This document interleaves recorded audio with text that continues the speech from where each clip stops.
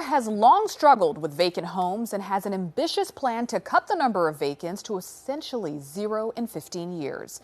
But it comes with a $3 billion price tag. So WJZ Investigates, taking an in-depth look at the challenges in our series, No Vacancy.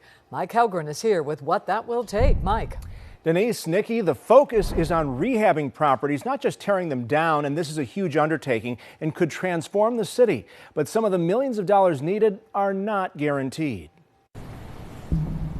The decay is easy to spot.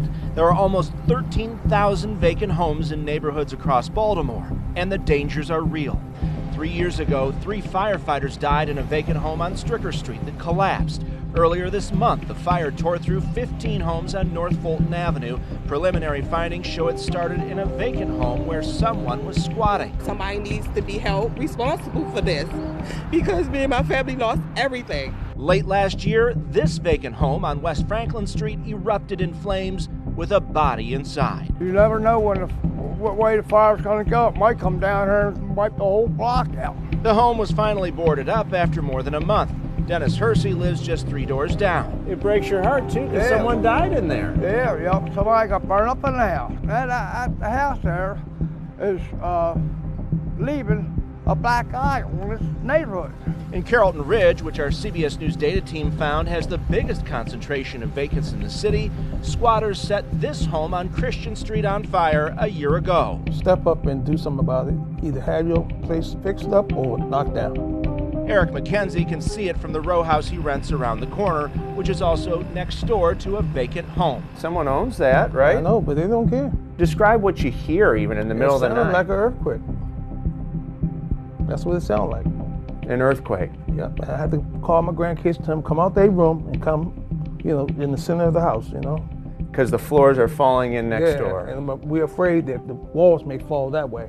The blight isn't just dangerous, it costs the city millions in tax revenue and lost investment.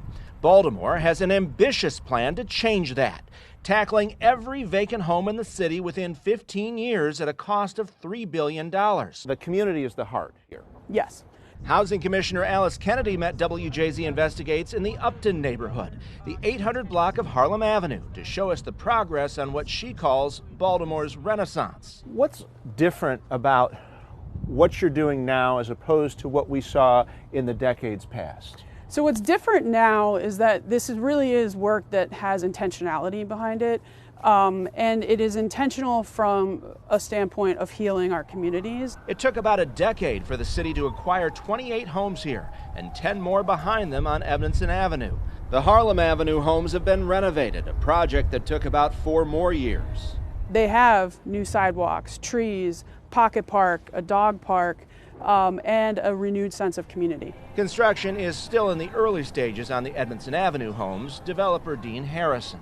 I think sometimes some of these communities get a bad rap, but I think there are much more upsides than downsides. The plan is not a plan that is just a 4-year plan. This is a 15-year plan, and we have all of the pieces and parts in place. We've been doing this work for years.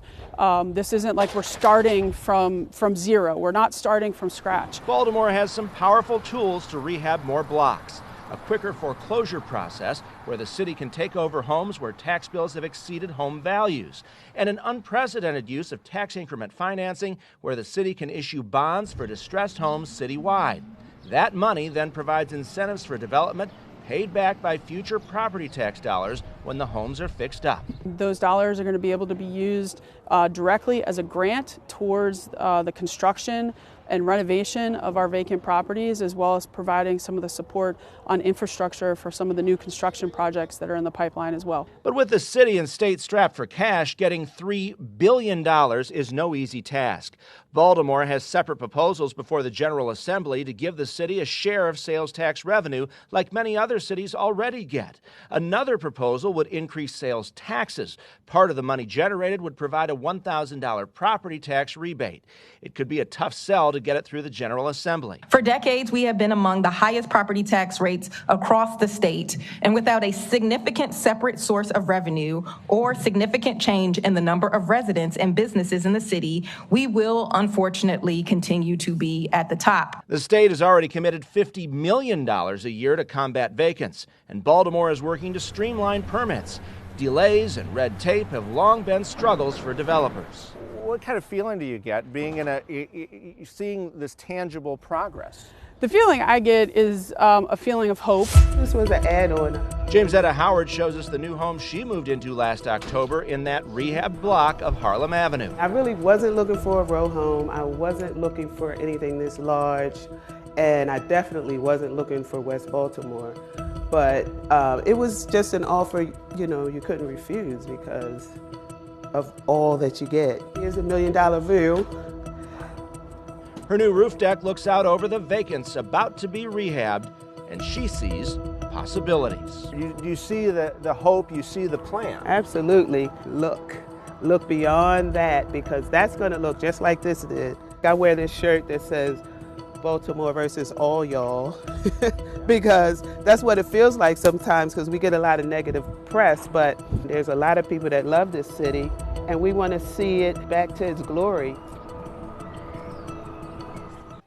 Now, city leaders stress this is a long-term project and say that's what makes it different about piecemeal efforts in the past. There are also grants to help existing homeowners fix up their properties. Now, our series will continue tomorrow, where we'll talk to a developer who had 2 vacant homes he owned taken over by squatters who set them on fire. And a city council member takes us to a block that she says showcases some of the challenges and successes. Denise? All right, terrific report. Thank you so much, Mike.